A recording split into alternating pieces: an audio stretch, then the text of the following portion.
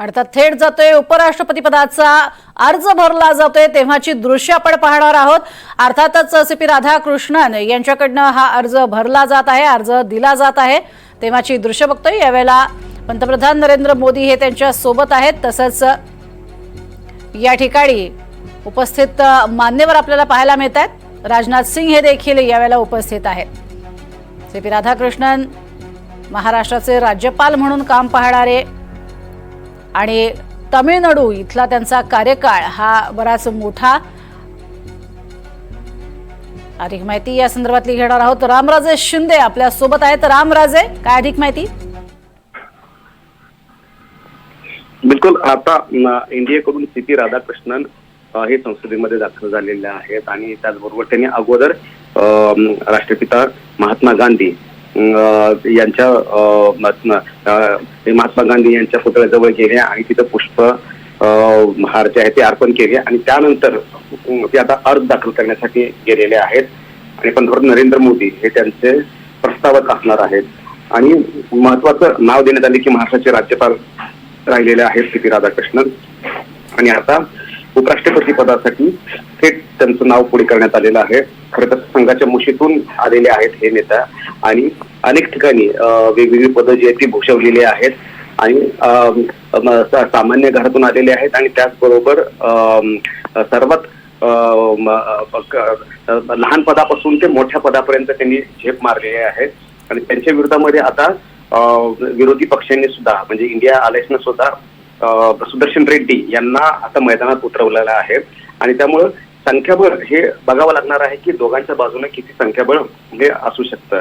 त्यामुळं एनडीएच्या बाजूने साधारणतः 293 हे खासदार आहेत आणि इंडिया अलायन्सकडे 234 हे खासदार आहेत आणि लहान लहान जे पक्ष आहेत की त्यांचे साधारणतः 15 खासदार आहेत। मग अशा वेळी सध्याचं संख्याबळ जे दिसते ती एनडीएच्या बाजूने झुकताना दिसते। त्यामुळे उपराष्ट्रपती पदासाठीची ही जी निवडणूक आहे ती साधारणतः एकतर्फा म्हणजे की एकीकडे झुकलेली आहे। आपल्याला स्पष्टपणे दिसून येते की एनडीएचा जो कॅन्डिडेट आहे तो विजयी होऊ शकतो हे संपूर्ण संख्याबळ पाहता। त्यामुळे आता विरोधकांची काय रणनीती असणार आहे ती सुद्धा बघावं लागणार आहे। परंतु या निमित्तानं एक शक्ती प्रदर्शन सुद्धा एनडीएने केलेलं आहे की सर्वच खासदार जे आहेत आणि महत्वाच्या एनडीए मधील जे घटक पक्ष आहेत त्यांचे प्रमुख जे संसदेमध्ये नेते आहेत ते उपस्थित राहिलेले आहेत आणि त्यांच्या उपस्थितीमध्ये हा अर्ज जो आहे तो दाखल केला जातोय। नक्कीच, मात्र सध्या आपण बघतोय त्यांच्या बरोबर स्वतः पंतप्रधान नरेंद्र मोदी उपस्थित आहेत, संरक्षण मंत्री राजनाथ सिंह, जे.पी. नड्डा, केंद्रीय गृहमंत्री अमित शहा हे देखील उपस्थित आहेत। सर्व महत्त्वाचे आणि बडे नेते इथे उपस्थित असलेले आपल्याला पाहायला मिळत आहेत। त्यामुळे अर्थातच एक मोठं शक्ती प्रदर्शन इथे म्हणावं लागेल आणि सर्वच जे घटक पक्ष आहेत ते देखील इथे आहेत। अगदी रामदास आठवले सुद्धा उपस्थित असलेले आपल्याला पाहायला मिळत आहेत। रामराजे,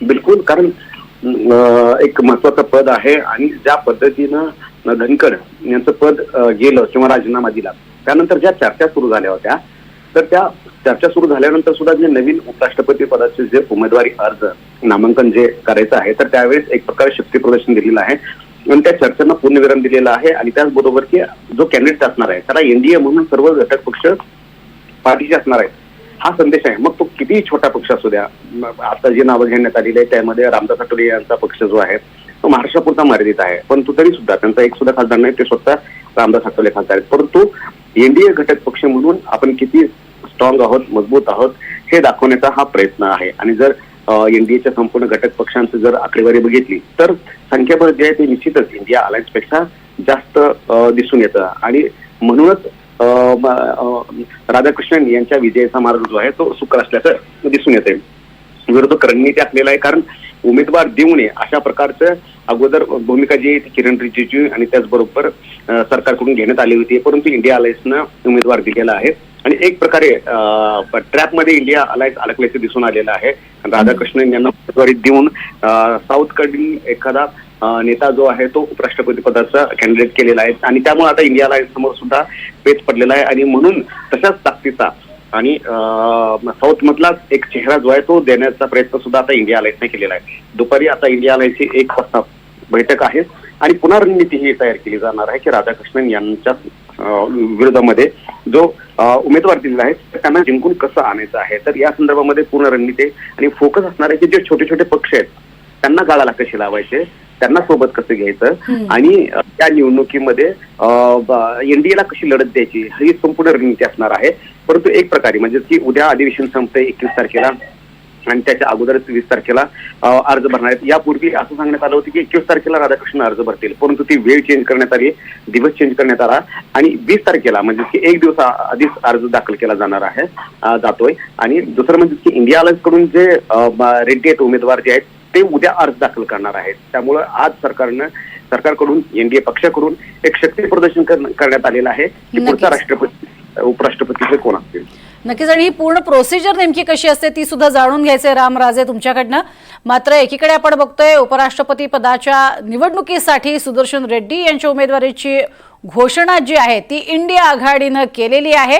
एनडीएनं सीपी राधाकृष्णन यांच्या नावाची घोषणा करून अचूक पत्ता खेळला असं वाटत असतानाच इंडिया आघाडीनं मात्र आता नहले पे दहेला केलाय.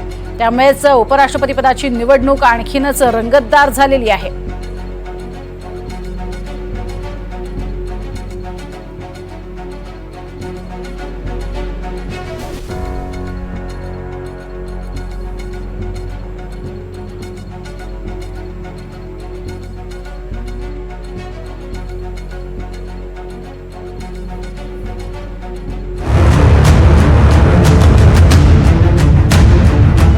तारीख 9 सप्टेंबर. सामना ठरलाय. सीपी राधाकृष्णन विरुद्ध सुदर्शन रेड्डी.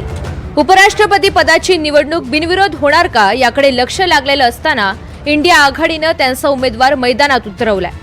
उपराष्ट्रपती पदासाठी सुप्रीम कोर्टाचे माजी न्यायाधीश सुदर्शन रेड्डी यांच्या नावाची घोषणा करत इंडिया आघाडीनं नहले पे दहेला फेकलाय. श्री बी सुदर्शन रेड्डी गारू is one of the India's most distinguished and progressive jurists. He has had a long and eminent legal career, including as judge of the Andhra Pradesh High Court, Chief Justice of Guwahati High Court and Judge of the Supreme Court. बी सुदर्शन रेड्डी मूळचे आंध्र प्रदेशचे आहेत. BA LLB असलेल्या रेड्डी यांनी न्यायशास्त्रात समृद्ध career घडवलंय. December 1971 मध्ये ते आंध्र प्रदेश बार काउन्सिलचे अधिवक्ता झाले. त्यानंतर आंध्र प्रदेश उच्च न्यायालय आणि गुवाहाटी उच्च न्यायालयात सुद्धा त्यांनी भूमिका बजावली. 2007 मध्ये रेड्डी यांना सुप्रीम कोर्टाचे न्यायाधीश होण्याचा मान मिळाला. तर जुलै 2011 मध्ये ते सुप्रीम कोर्टाचे न्यायाधीश म्हणून निवृत्त झाले. तेलंगणामधल्या सामाजिक, आर्थिक, शैक्षणिक, रोजगार, राजकीय आणि जातीवर आधारित सर्वेक्षणात रेड्डी यांची महत्त्वाची भूमिका होती. काही वेळा पत्ते खेळताना प्रतिस्पर्धी उमेदवार कुठला पत्ता टाकतो यावरती आपण कुठला पत्ता खेळायचा हे ठरतं. असंच काहीसं उपराष्ट्रपती पदाच्या निवडणुकीत बाबत घडताना पाहायला मिळतंय. एनडीएने राधाकृष्णन यांचा पत्ता टाकल्यानंतर आता इंडिया आघाडीनेही दक्षिणेतील उमेदवार देत पंचायत केली आहे. यालाच म्हणतात नहले पे दहेला. एनडीएचे उमेदवार राधाकृष्णन यांच्याप्रमाणे सुदर्शन रेड्डी यांची प्रतिमा स्वच्छ आहे. एनडीएनं सीपी राधाकृष्णन यांचं नाव जाहीर करून द्रविडी पक्षांना धर्मसंकटात टाकलं होतं. आता इंडिया आघाडीनं रेड्डी यांचं नाव जाहीर करून एनडीएच्या चालीला मात दिली आहे. शिवाय आता धर्मसंकट उभं ठाकलेलं आहे ते एनडीएला पाठिंबा देणाऱ्या तेलुगू देसम पक्ष अर्थात TDP आणि YRCP समोर. इंडिया आघाडी म्हणते त्यांनी उमेदवार संघातून आणला, आम्ही आमचा उमेदवार सुप्रीम कोर्टातून आणला. विशेष म्हणजे सुदर्शन रेड्डी हा इंडिया आघाडीचा सर्वसमावेशक चेहरा आहे. उपराष्ट्रपती पदाचा उमेदवार हा दक्षिण भारतामधला असावा असं DMKचं म्हणणं होतं. तर उमेदवार हा राजकीय क्षेत्रातला नसावा अशी तृणमूल काँग्रेसची मागणी होती. आपनं सुद्धा रेड्डी यांना पाठिंबा दिलाय. आंध्र प्रदेशच्या सुदर्शन रेड्डी यांचं नाव इंडिया आघाडीनं जाहीर केल्यावर 16 खासदार असलेल्या चंद्राबाबू नायडू यांची TDP काय निर्णय घेणार याची उत्सुकता आहे. तर तिकडे महाराष्ट्रात ठाकरेंची शिवसेना काय ठरवणार याबाबतही संभ्रम आहे. कारण ठाकरे गटाकडून एनडीएच्या राधाकृष्णन यांच्या नावाचं स्वागत करण्यात आलं होतं. निमित्त उपराष्ट्रपती पदाच्या निवडणुकीचं आहे, पण त्याचवेळी देशाच्या राजकारणातही काही वेगळं होणार का याची चर्चा आता सुरू झाली आहे. Bureau report, NDTV Marathi, Mumbai.